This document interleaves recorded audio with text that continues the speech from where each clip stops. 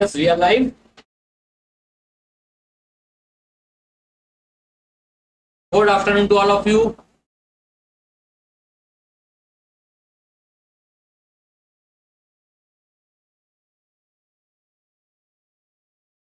Thumbnail में आपने देख लिया होगा।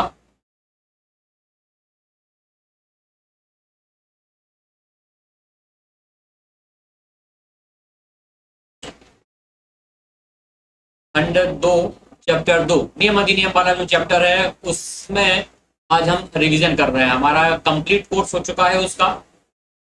इसका मतलब खंड 2 नियम अधिनियम वाला पूरा सिलेबस नहीं हुआ है। नियम अधिनियम वाला पोर्शन कंप्लीट हो चुका है। आपको टेस्ट देना है, उससे पहले अपन उसका रिवीजन करेंगे।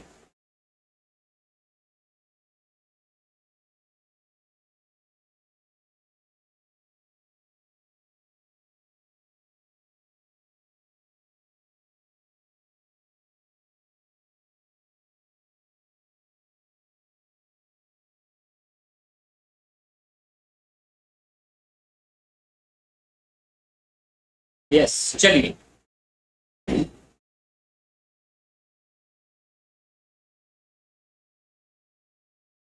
ठीक, तो अपन ने जो अधिनियम और नियम पढ़े थे उसमें अपन रिवीजन उस पोर्शन का करेंगे जो इम्पोर्टेंट है। इम्पोर्टेंट मतलब जो बालकों से संबंधित अधिनियम थे और जो महिलाओं से संबंधित अधिनियम थे। तो ये दो ही हैं जो वल्नरेबल ग्रुप हैं। तो एक थे हमारे बालक और एक क्या है, महिलाएं। तो इन दोनों से संबंधित भारत सरकार ने क्या नियम बनाए हैं, क्या अधिनियम बनाए हैं, इनके बारे में हमने पढ़ा था। नियम अधिनियम क्या होता है, कैसे बनते हैं, ये चर्चा हम यहाँ रिवीजन सीरीज में नहीं करने वाले, क्योंकि डिटेल में हमने क्लासेस में पूरा देखा हुआ है उसको। तो आज हम शुरुआत कर लेते हैं बालक, मतलब बालकों से संबंधित या बालकों के हितों की सुरक्षा के लिए जो कानून बनाए गए हैं उनके बारे में।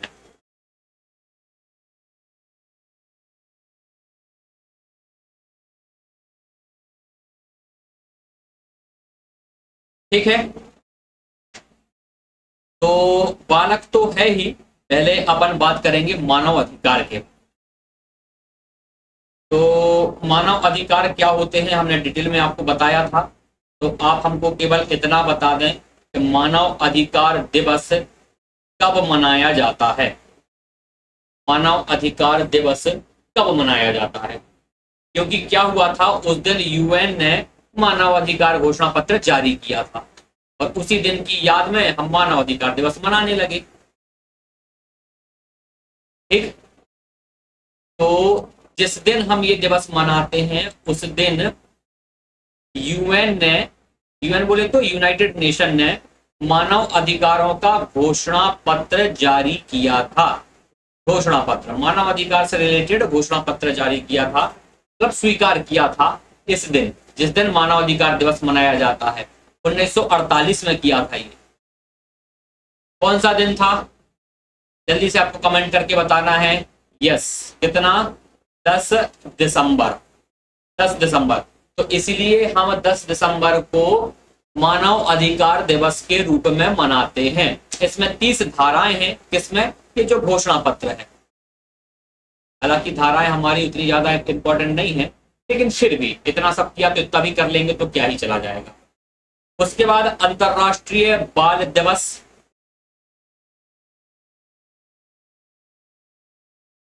अंतरराष्ट्रीय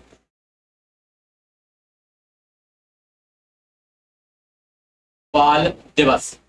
ठीक, अंतरराष्ट्रीय बाल दिवस कब मनाया जाता है। अच्छा, बाल दिवस ये अंतरराष्ट्रीय है ना। हमारे यहाँ भारत में बाल दिवस अलग मनाया जाता है, ये तो अंतरराष्ट्रीय है। हमारे यहाँ राष्ट्रीय दिवस कब मनाया जाता है, नेहरू जी के बर्थडे पर। डेट क्या है वो आपको कमेंट करके बताना है। नेहरू जी के बर्थडे पर भारत देश में बाल दिवस मनाया जाता है। यह है अंतरराष्ट्रीय बाल दिवस और इसे भारत देश जो है, इसे भारत में बाल अधिकार दिवस के रूप में मनाया जाता है। कौन सा, बाल अधिकार दिवस, क्योंकि बाल दिवस तो हम मना चुके हैं पहले नेहरू जी के बर्थडे पर। तो फिर दो दो बाल दिवस कैसे हो जाएंगे? तो भारत में इसको हम बाल अधिकार दिवस के रूप में मनाते हैं। कब मनाते हैं? 20 नवंबर को। कब? 20 नवंबर। क्यों साहब, क्या हुआ था इस दिन? आपको साथ में दोहराना है, तभी आप इस सीरीज का मैक्सिमम बेनिफिट ले सकते हैं। सीरीज तो नहीं बोलना चाहिए, 2 ही लेक्चर होंगे हमारे, कंप्लीट हो जाएगा। सीरीज तो हमारी एमसीक्यू सीरीज चल ही रही है। 20 नवंबर को, ठीक। शुरुआत कब से हो गई थी? 1954। ये हमारी फोटो के पीछे छुप जाएगा, लेकिन हम बोल रहे हैं तो आप लिख सकते हैं। शुरुआत हुई थी 1954 में। क्या हुआ था? बाल अधिकारों का घोषणा पत्र जारी किया गया था। कहां लिखे? नेक्स्ट स्लाइड पे आ जाते हैं। क्या किया था अपन ने? बाल अधिकार का घोषणा पत्र यूएन ने अपना लिया था। बाल अधिकार घोषणा पत्र। इससे पहले हम मानव अधिकार घोषणा पत्र पढ़े हैं, ये बालकों के अधिकार के लिए, ठीक। तो बाल अधिकार मतलब बालकों का अधिकार। और बालक कौन? जिसकी उम्र 18 वर्ष से कम हो, वो बालक। तो बाल अधिकार घोषणा पत्र अपना लिया गया था। कब? यूएन ने इसको अपनाया था 1989 में, ठीक। प्रभावी हुआ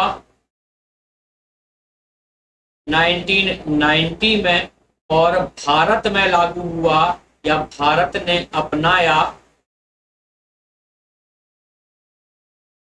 1992 में,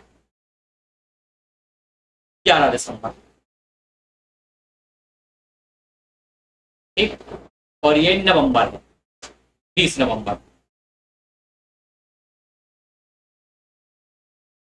स्पष्ट?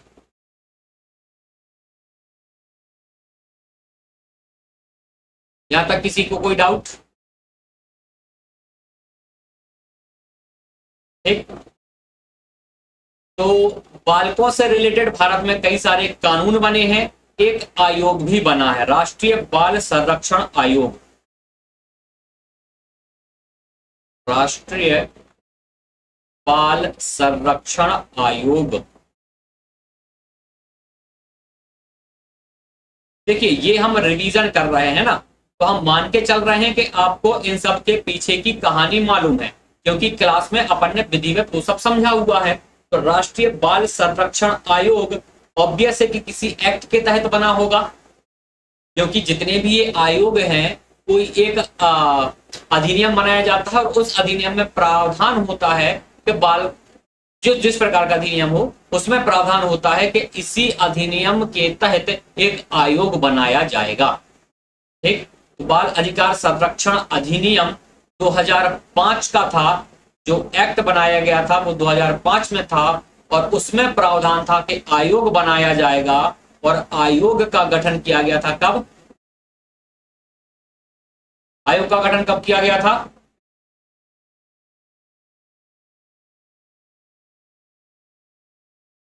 5 मार्च 2007। ये राष्ट्रीय है, ऐसे ही बनाया गया था एमपी में, ठीक। तो 7 सदस्यीय निकाय है ये भी आपको मालूम है। 7 सदस्यीय निकाय है, ठीक, जिसमें एक अध्यक्ष होगा और 6 सदस्य होते हैं। एक अध्यक्ष होता है और 6 सदस्य होते हैं, तो ऐसे 7 सदस्य हो सकते हैं, और इनमें 2 महिलाओं का होना आवश्यक है। 2 महिलाओं का होना आवश्यक है, ठीक। तो अब आप बताएंगे प्रथम अध्यक्ष।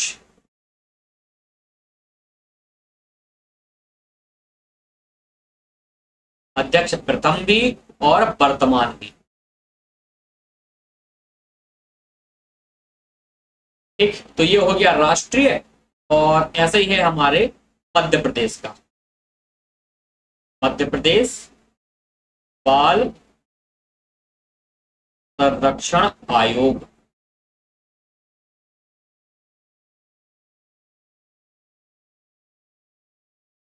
ठीक, इसके आप बाकी सारी चीजें इसमें वैसे ही हैं। राज्य सरकार द्वारा नियुक्ति होती है, यहाँ केंद्र सरकार द्वारा नियुक्ति होती है। तो मध्य प्रदेश का है तो ऑब्वियस है राज्य सरकार द्वारा नियुक्ति की जाएगी। 7 सदस्यीय निकाय ये भी है, ये भी मार्च 2007 में ही गठन हुआ है इसका। इसके अध्यक्ष कौन है? वर्तमान अध्यक्ष, इसके वर्तमान अध्यक्ष है देवेंद्र मोरे।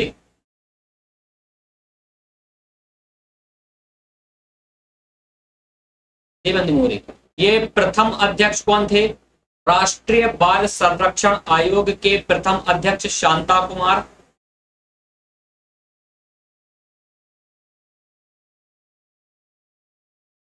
और वर्तमान अध्यक्ष कौन है?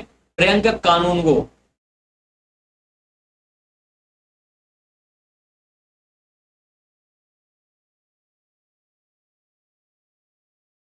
ठीक, महिला एवं बाल विकास मंत्रालय के अंतर्गत ये आएगा। और ये आयोग सभी प्रकार के काम कर सकता है, केवल जो बच्चों के प्रति अपराध करने वाले अपराधी हैं उनको जेल नहीं भेज सकता। तो जेल भेजने के अलावा बाकी सारे काम करता है। ये समन भेज सकता है, किसी के खिलाफ कंप्लेंट आई है तो उसको समन भेजेगा, मतलब इसमें सिविल कोर्ट की शक्ति है, मतलब दीवानी न्यायालय की। ठीक, सिविल कोर्ट की शक्ति है, इसको समन भेज सकता है, जांच कर सकता है। बालकों से संबंधित कोई कानून बनाया जा रहा है तो उसमें सिफारिश कर सकता है, उसकी समीक्षा कर सकता है। कोई अपराध अगर किसी बच्चों के खिलाफ हुआ है तो उसमें स्वतः संज्ञान ले सकता है, जांच करके सिफारिश कर सकता है। जेल नहीं भेज सकता, सजा नहीं दे सकता, बाकी सारे काम कर सकता है। बच्चों से संबंधित जो हमारे एनजीओ या फिर जो हॉस्टल वगैरह होते हैं उनकी जांच कर सकता है, सब कुछ करता है ये।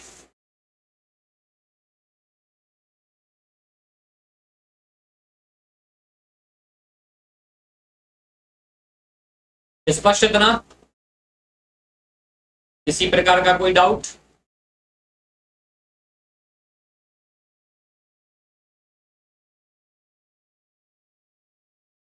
नेक्स्ट है इंपॉर्टेंट, शिक्षा का अधिकार। ये अभी हम पहले ना बालकों वाले कर रहे हैं, जो बच्चों को अधिकार प्राप्त है हम उनको कर रहे हैं। तो आज हम बच्चों वाले अधिकार देख लेंगे, और अगर टाइम रहा तो कल अपन देख लेंगे कौन से जो महिलाओं से रिलेटेड है। इस प्रकार अपना पूरा चैप्टर का रिवीजन हो जाएगा।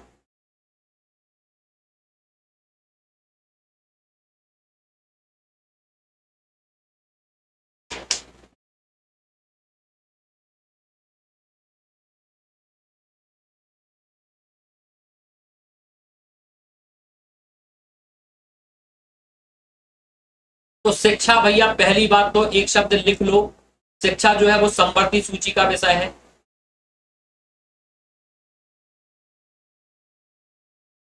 अब ये क्या बोला है? समवर्ती सूची। भैया ऐसा विषय जिसमें केंद्र सरकार और राज्य सरकार दोनों कानून बना सकती है वो कहलाता है समवर्ती सूची का विषय। ठीक है, तो शिक्षा से रिलेटेड अगर कानून बनाना है तो केंद्र सरकार भी बना सकती है, राज्य सरकार भी बना सकती है। तो शिक्षा के अधिकार से रिलेटेड कुछ बातें जो आपको याद रखनी है। एक तो ये कि 86वां संविधान संशोधन, कॉन्स्टिट्यूशन अमेंडमेंट एक्ट, ठीक, इसके तहत ये कब किया गया था? 2002 में। तो 86वां संविधान संशोधन अधिनियम 2002, इसके तहत शिक्षा को मूल अधिकार बना दिया गया है। शिक्षा क्या है? अब हमारा फंडामेंटल राइट्स है, मूल अधिकार है, मतलब कोई भी व्यक्ति शिक्षा से वंचित नहीं कर सकता। और ये शिक्षा कौन सी है? 6 से लेके 14 वर्ष तक के बच्चों के लिए प्राथमिक शिक्षा। ठीक, ये प्राइमरी शिक्षा है, जो मूल अधिकार बना दिया है शिक्षा को, तो प्राइमरी शिक्षा, प्राइमरी एजुकेशन के लिए है। और 2002 में ये संशोधन हुआ 86वां। क्या किया गया इसके तहत? शिक्षा को आर्टिकल 21A के तहत रख दिया गया।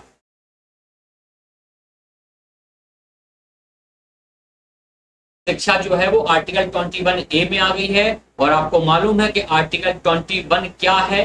तो 21 जो है वो हमारा जीवन का अधिकार है।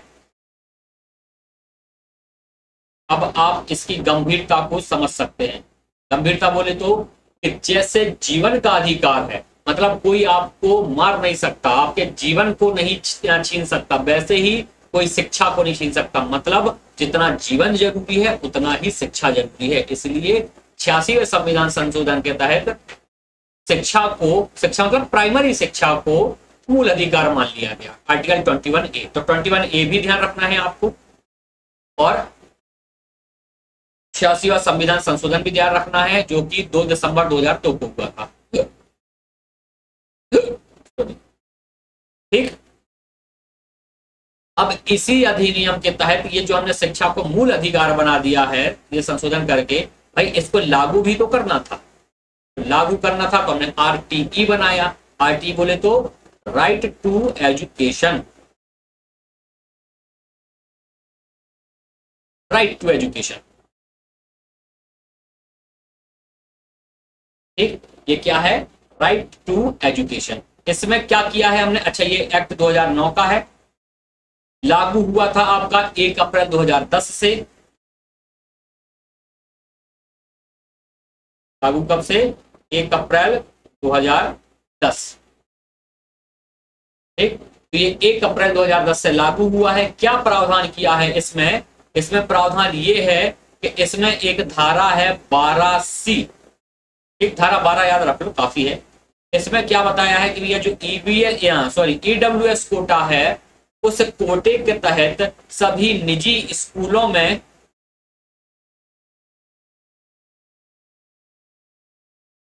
सभी निजी स्कूलों में 25% सीट रिजर्व है। आपको ये दिखेगा नहीं, हमारी फोटो के पीछे छुप गया होगा।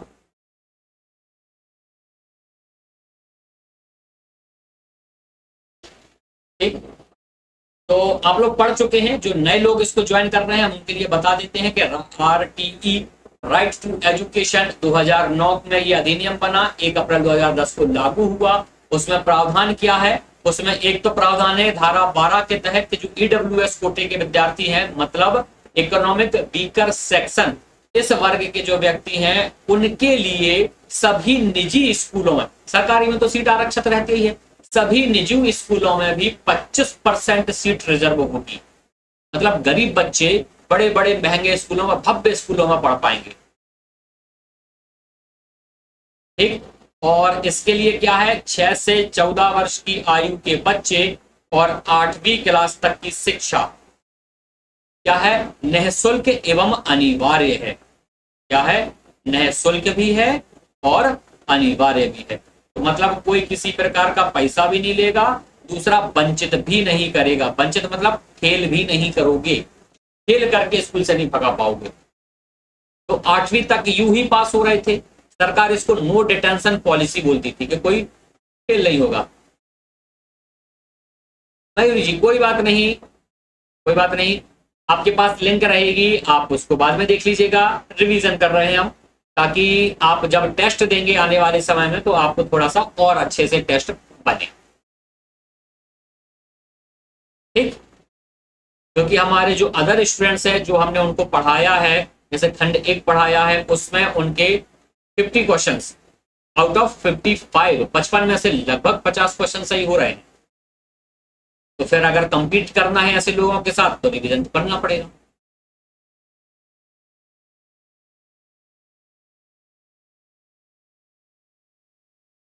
ठीक है, तो आरटीई में अपन को 2-3 बातें याद रखना है। एक तो ये लागू कब हुआ है? तो 1 अप्रैल 2010 को लागू हुआ है। 6 से लेके 14 वर्ष तक के बच्चों के लिए प्राइमरी शिक्षा उनका मूल अधिकार है। 8वीं क्लास तक की शिक्षा मिलेगी, निःशुल्क एवं अनिवार्य शिक्षा है। धारा 12 क्या बोलती है? ईडब्ल्यूएस कोटा अर्थात इकोनॉमिक वीकर सेक्शन के स्टूडेंट्स के लिए निजी स्कूल में 25% सीट रिजर्व रहेगी।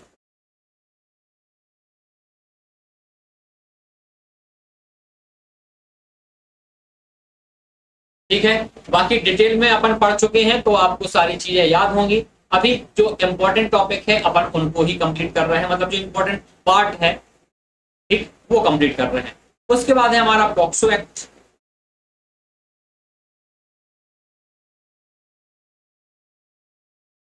पॉक्सो, सबसे पहले तो full form.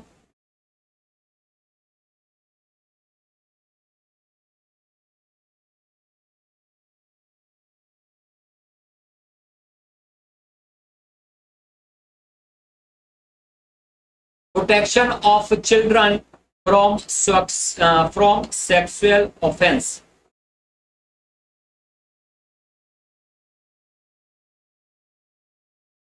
Protection of children from sexual offence, ये एक्ट बनाया गया इसके लिए कि बच्चों के प्रति कोई भी किसी भी प्रकार का लैंगिक उत्पीड़न ना करे। बच्चे कौन? वही जिनकी उम्र 18 वर्ष से कम हो, वो है बच्चे। और ये जो है बच्चे, इसमें बालक लिखा हुआ है ना, अपन बालक ही लिख लेते हैं। तो ये जो बालक है ये जेंडर न्यूट्रलाइट है, मतलब इसमें बालक से आशय बॉय भी है और गर्ल भी है। ठीक, सबसे पहला अधिनियम लागू कब हुआ और पारित कब हुआ?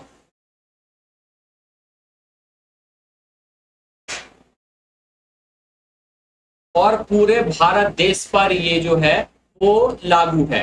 तो पारित हुआ 19 जून 2012। ठीक, और पारित कब हुआ?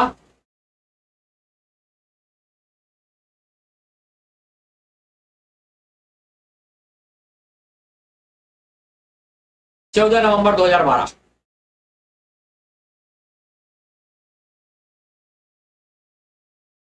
पारित कब हुआ है? 14 नवंबर 2012। इसमें क्या बताया गया है कि कोई भी व्यक्ति अगर किसी बालक के प्रति यौन अपराध करता है तो सजा का प्रावधान, और मिनिमम सजा 3 साल, मैक्सिमम मृत्यु दंड तक की सजा है इसमें पॉक्सो एक्ट में। ठीक, तो कुछ प्रकार से अपन ने इसको बांटा था, तो एक पॉइंट अपन वही लिख लेते कि मिनिमम सजा कितनी है।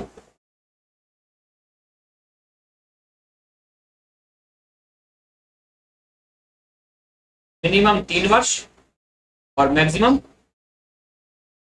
मृत्यु दंड।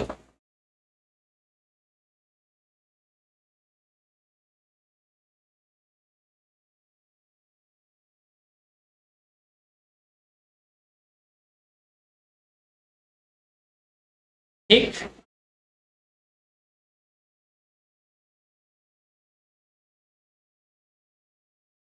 अब इसमें अलग अलग कृत्य में अलग अलग प्रावधान है। ठीक है, अलग अलग कृत्य में अलग अलग प्रावधान, मतलब जैसे कोई क्या है, प्रवेशन हमला। प्रवेशन मतलब पेनिट्रेशन। ठीक, तो प्रवेशन लिख देते हैं।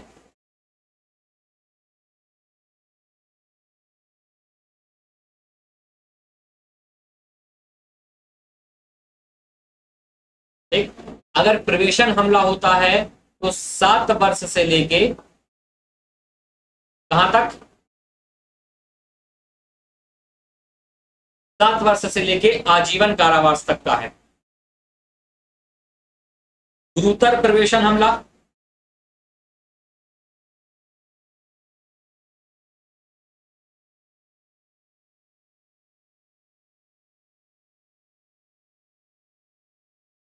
गुरुतर प्रवेशन हमला 10 वर्ष से आजीवन कारावास।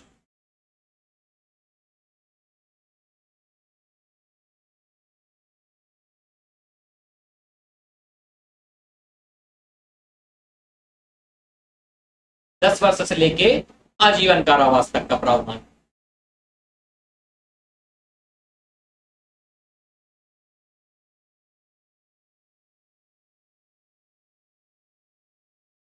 गुरुतर कौन होता है? गुरुतर वो है जिसके संरक्षण में बालक था, मतलब कोई पुलिस कर्मी है, कोई आर्मी वाला है, कोई डॉक्टर है, कोई टीचर है, ऐसा जो समाज का वो व्यक्ति है जो बच्चों की देखरेख करता है या बच्चों को कुछ अच्छी शिक्षा देता है। अगर वो इस प्रकार का हमला करता है या इस प्रकार का कृत्य करता है, उसके लिए मिनिमम सजा कितनी है? 10 वर्ष, और मैक्सिमम तो आजीवन है ही। और अगर कोई आम नागरिक पेनिट्रेशन करता है, ठीक, तो 7 वर्ष मिनिमम सजा है और मैक्सिमम कितनी है? आजीवन। ये तो हो गया प्रवेशन हमला। अब नो प्रवेशन या नो पेनिट्रेशन।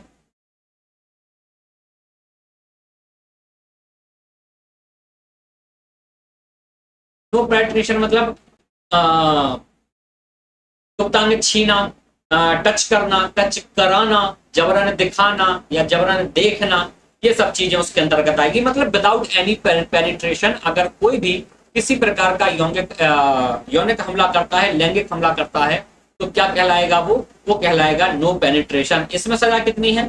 3 से 5 साल।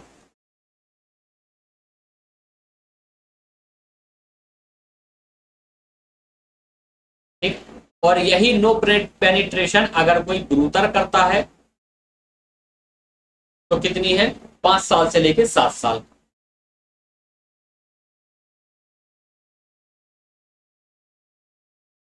Five years to 7 years. ठीक।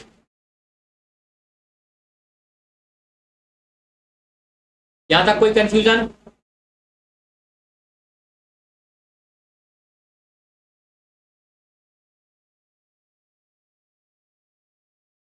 पोर्नोग्राफी, कोई बच्चे का एमएमएस बनवाए, उसकी एमएमएस को कंटेन रखे, अपने पास सेव रखे, प्रचार प्रसार करे, किसी को बांटे, किसी को बेचे, इन सब के लिए 3 साल का सजा का प्रावधान है।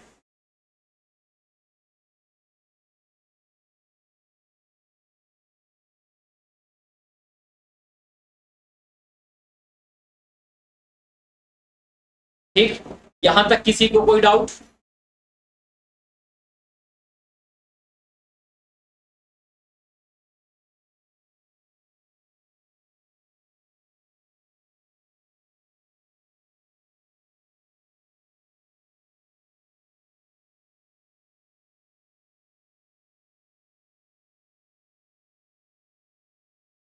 यहां तक किसी को कोई डाउट हो तो बताएं।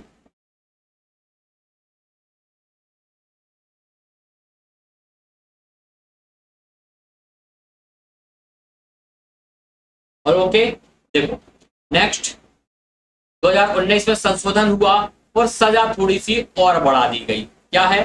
अगर कोई प्रवेशन करता है, ठीक, पेनिट्रेशन हमला होता है और उम्र जो है वो 16 से 18 के बीच है बालक की, ठीक है, तो इसमें सजा जो है वो 20 वर्ष से लेके आजीवन कारावास तक हो सकती है। ठीक, 20 वर्ष से लेके आजीवन कारावास। और यदि यही हमला कोई गुरुतर हमला करता है, ठीक, गुरुतर प्रवेशन किस कंडीशन में? कुछ कंडीशन भी अपन ने बताई थी आपको। क्या? एक तो बच्चे की मृत्यु हो जाए इस प्रवेशन हमले के दौरान, या फिर प्राकृतिक आपदा के दौरान यह हमला किया जाए। प्राकृतिक आपदा, ये बाढ़ है, कहीं पर भूस्खलन हुआ है, कुछ और घटना घटी है, ऐसे में कोई बच्चा अगर किसी के पास संरक्षण के लिए जाता है, पुलिस वाला हो, आर्मी वाला हो, डॉक्टर हो, कोई भी हो, और अगर वो इस प्रकार का हमला करे तो फिर कितनी सजा का प्रावधान है? 20 वर्ष से लेके, यहां पे फिर हमारे फोटो के पीछे छप जाएगा, आप देख लीजिएगा, 20 वर्ष से लेके कितना? मृत्यु दंड तक।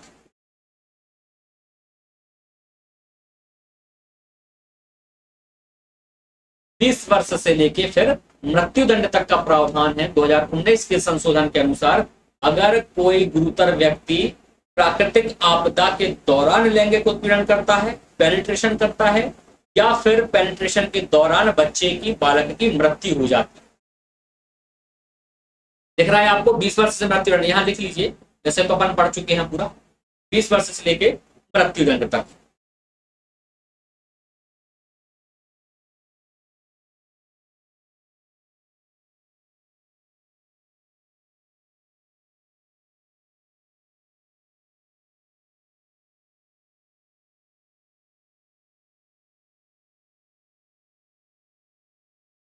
स्पष्ट है यहां तक?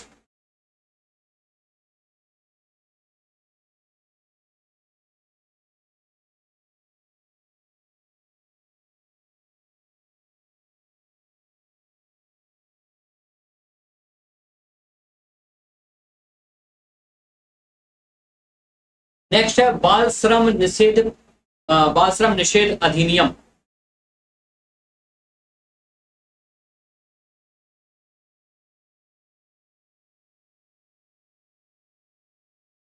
बाल श्रम निषेध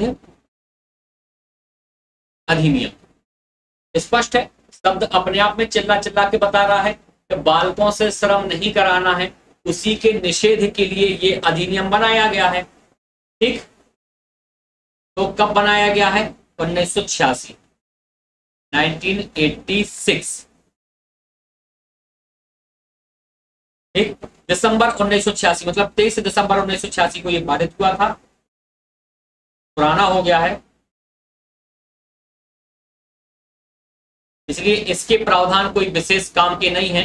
लेकिन इसमें याद रखना है अपन को क्या, कि 14 साल से कम उम्र के बच्चों को किसी भी प्रकार से कारोबार करने के लिए मनाही थी। ठीक, तो बच्चे यहाँ पर जो बालक है वो किसी भी प्रकार का श्रम नहीं करेंगे। अगर करवाता है कोई तो 6 माह से लेके 3 वर्ष तक कठोर कारावास का प्रावधान है पहली बार में, और दूसरी बार में 1 साल से लेके 3 साल, 1 वर्ष से लेके 3 वर्ष तक की सजा का प्रावधान दूसरी बार में। अपन को पढ़ना है जो 2016 में संशोधन हुआ।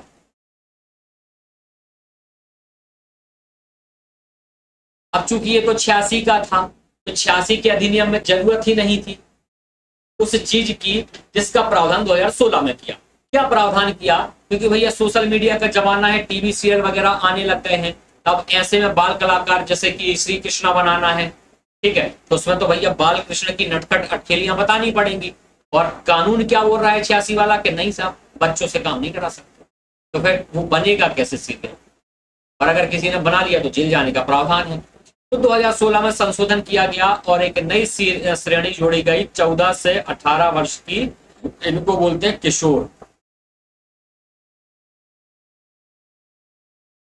ठीक, तो इनके लिए प्रावधान कर दिया गया किशोरों के लिए कि ये गैर जोखिम पूर्ण जगह पर कार्य कर सकते हैं। गैर जोखिम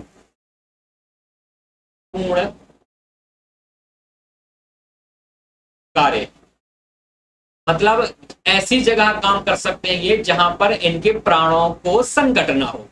ठीक, प्राणों को संकट मतलब जैसे कोई पेट्रोलियम में जाके काम करे, पेट्रोलियम क्षेत्र में, या फिर जहां पटाखा फैक्ट्री है, जहां विस्फोटक बनता है, जहां पर लोहा पिघलाया जाता है, इस प्रकार का कोई भी विस्फोटक जगह काम करना ये जोखिम पूर्ण कहलाएगा। तो यहाँ ये काम नहीं कर सकते। भाई ठीक है, कपड़े की दुकान पे जाके काम करो, कोई खतरा नहीं, कपड़ा दिखाना है तय करके रख देना, इस प्रकार से। और एक प्रावधान और किया गया इसमें, ये पहला था।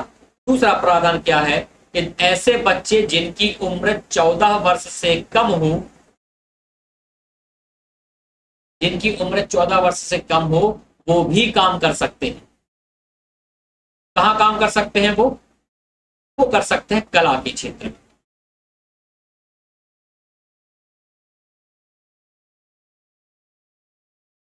कला का क्षेत्र बोले तो टीवी सीरियल, ठीक है, सोशल मीडिया, यूट्यूब पे वीडियो बना सकते हैं, और सर्कस भी कलाकारी का या हुनर दिखाने की एक जगह है, तो यहाँ पे भी काम कर सकते हैं। तो टीवी सीरियल में, सोशल मीडिया में, सर्कस वगैरह में, यहाँ पर साहित्य में इस प्रकार का अगर कोई आवश्यकता है तो साहित्य में, संगीत में, यहाँ पर ये बच्चे काम कर सकते हैं। इसके अलावा और कहाँ कर सकते हैं? पारिवारिक बिजनेस में।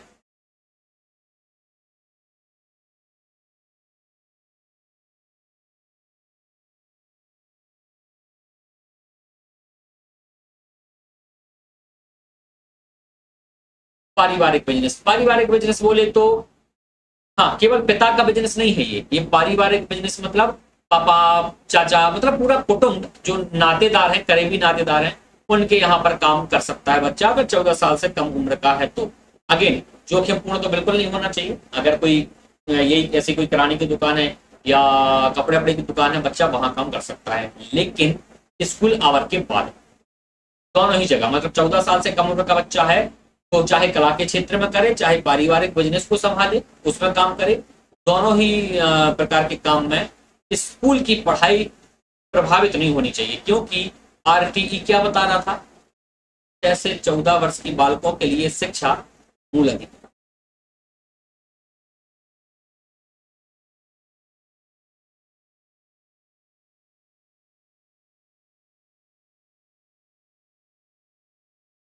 ये हुआ हमारा बाल श्रम निषेध अधिनियम।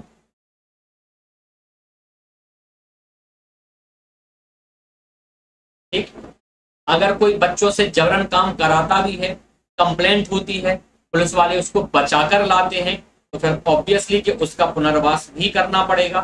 मतलब कुछ बच्चे तो ऐसे हैं ना जो अनाथ हो गए बेचारे, मजबूरी में काम कर रहे हैं, और जो फैक्ट्री मालिक है शोषण कर रहा है, किसी ने कंप्लेंट की, पुलिस वाले बचा के लाए, तो पुनर्वास भी तो करना है। तो इसके लिए पुनर्वास कोष भी बनाया गया है। पुनर्वास कोष बनाया गया है हर जिला स्तर पर।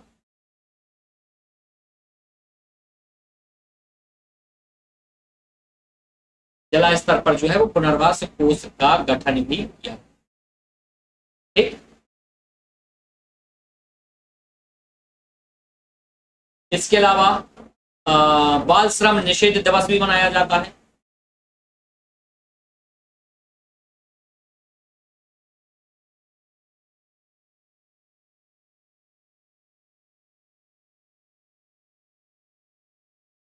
बाल श्रम निषेध दिवस कब मनाया जाता है?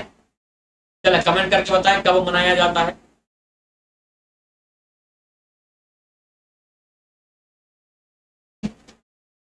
और कौन मनाता है?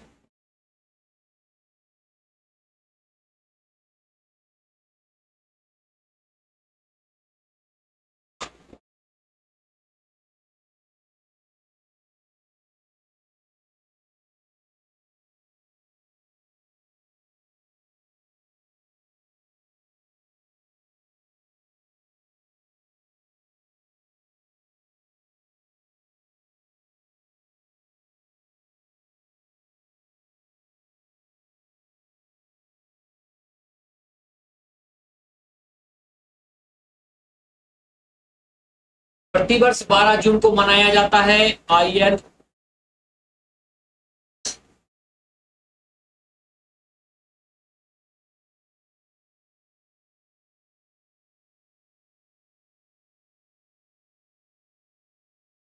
सिस्टम हैंग हो रहा है, जरा हिट करेंगे।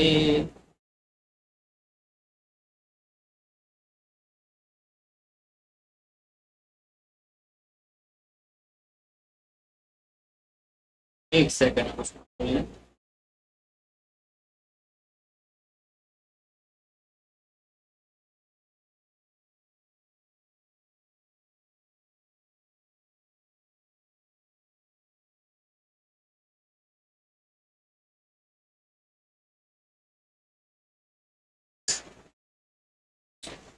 पूरा पेज ही साफ हो गया है।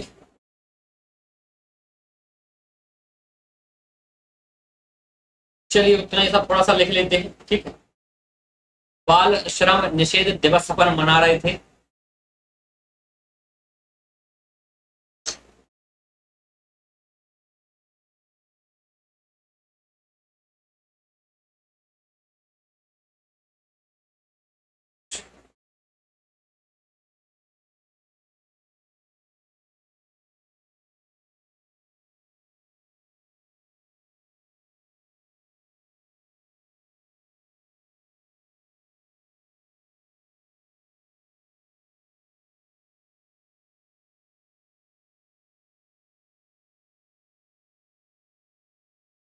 बाल श्रम निषेध दिवस प्रतिवर्ष मनाया जाता है 12 जून को। 2002 से शुरुआत हुई।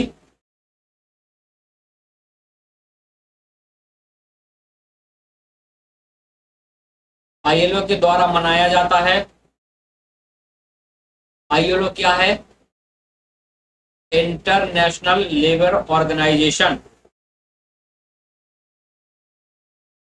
International Labour Organisation.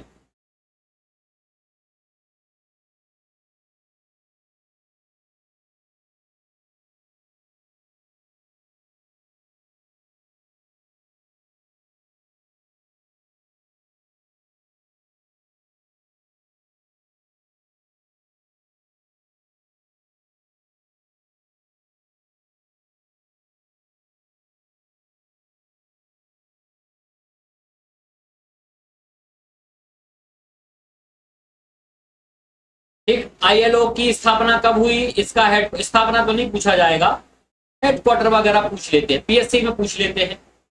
ठीक, तो इसका हेडक्वार्टर कहाँ है?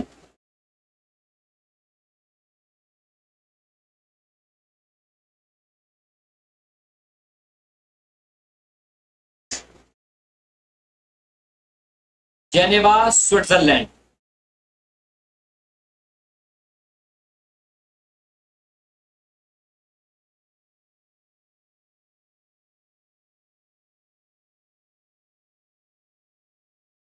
जेनेवा स्विट्जरलैंड में।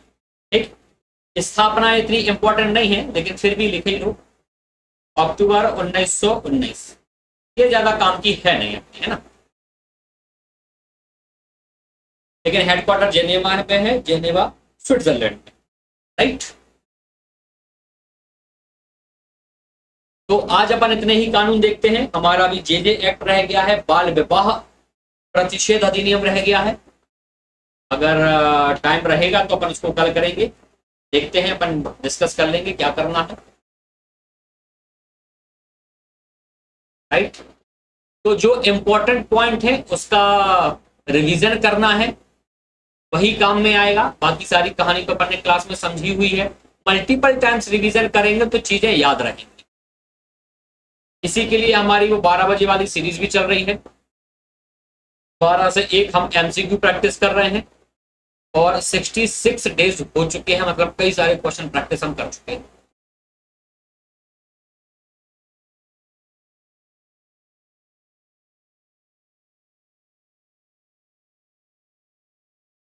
चलिए, तो फिर आज के क्लास को यहीं विराम देते हैं।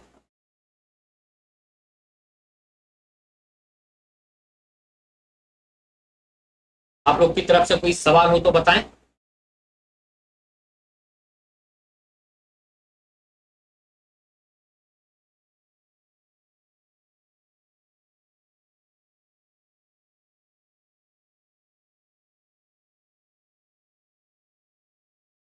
चलिए, नो डाउट। तो आज की क्लास को हम यहीं रोकते हैं।